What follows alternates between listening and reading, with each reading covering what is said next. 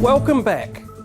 One of the highest ranked guiding principles in the EvoSpace consultation was building back clean, green and sustainably. One way of doing this is taking the opportunity presented by the earthquakes to make our homes more energy efficient. We start by taking a look at retrofitting existing homes. This is something that can be done, it should be done. It's getting that message out there, I think, to homeowners who may not be aware of what they could do.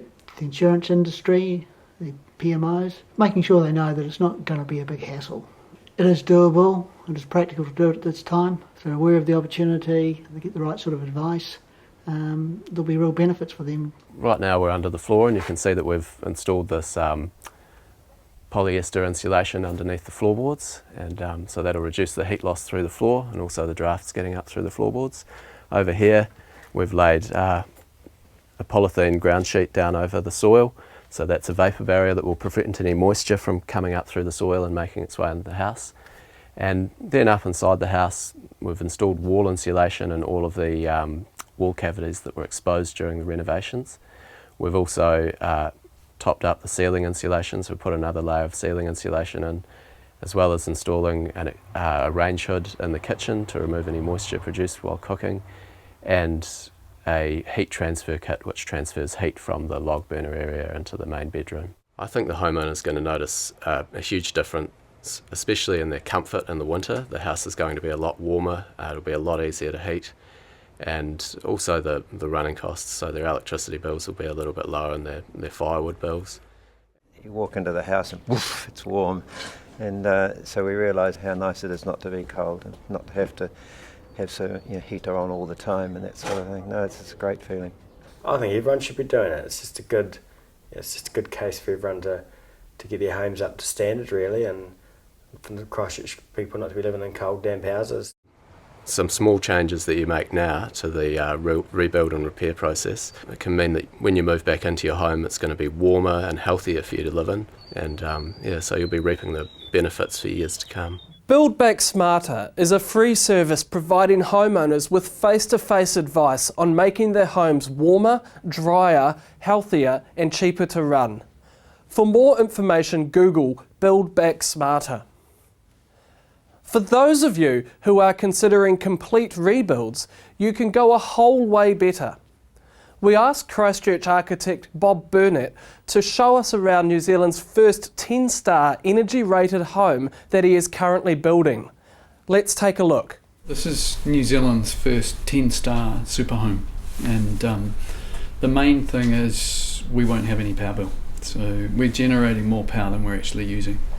There's probably over 20 innovations in this house that are new to any New Zealand house, and probably the most important things are the walls, the floor and the windows. But yeah, there's thicker than normal walls, so we've got the sort of 140 thick framing. We've got a rigid air barrier here instead of a building wrap, so we're getting thicker insulation in there.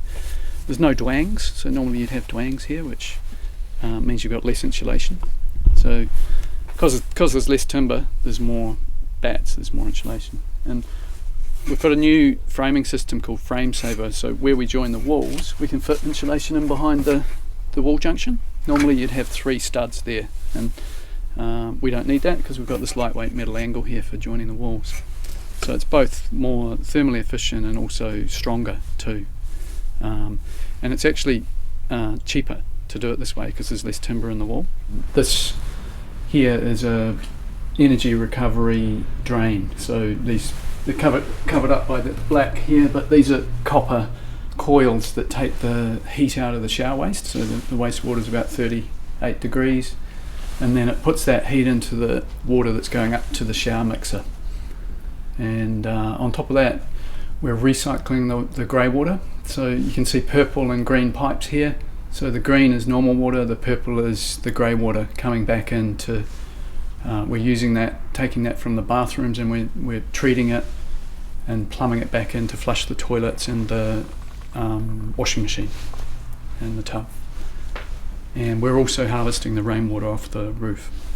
There's also a top of the line energy recovery ventilation system, so we're we're getting fresh air into the house. It's very airtight. We're not heating as much air as a normal house.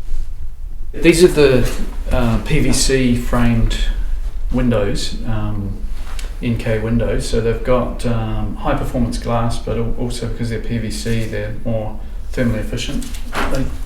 They have a tilt and turn operation, so that allows for ventilation, but it's still secure.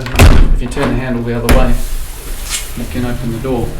This has a hydronic underfloor heating system, which basically just means it's heated by water, and it's tied into a bigger than usual hot water cylinder. So we're using one heat pump to heat the hot water cylinder, and there's a special new type of heat exchanger coil in there that takes the heat out of the cylinder and puts it into the floor. So all of the hot water used in the house, as well as the space heating, is very energy efficient, powered by the solar with the PV panels. The batteries under here will be powering things like the fridge and a bit of LED lighting and maybe the TV, during the evening. And the heating system, the hot water and the floor heating, will be generating the hot water for that while the sun's shining during the day. Effectively, this house could be off-grid, and we don't need to draw any power down because we're producing more energy than we're actually using. It's probably about 10% more, but it's a bit of a myth that it is more expensive to do an energy efficient home. So you could get to, say, a 6-star level and it wouldn't actually cost any more at all. It's just how you think about it, and a lot of people think it's too expensive because they are not using the correct building methodologies, and they're trying to take what is a normal code minimum house, add stuff to it and adapt it to be more energy efficient. Whereas if you have a total rethink from the ground up about how you're building the house, how it's designed and built, it actually doesn't cost any more at all. A lot of this is so new that you've really got to start from the get-go, and it's difficult to incorporate a lot of this into an existing house. Cutting edge design there, well worth serious consideration if you're doing a complete rebuild. Coming up, we continue to explore how we can build back cleaner, healthier and more sustainably by taking a look at household stormwater management and then neighbourhood level approaches.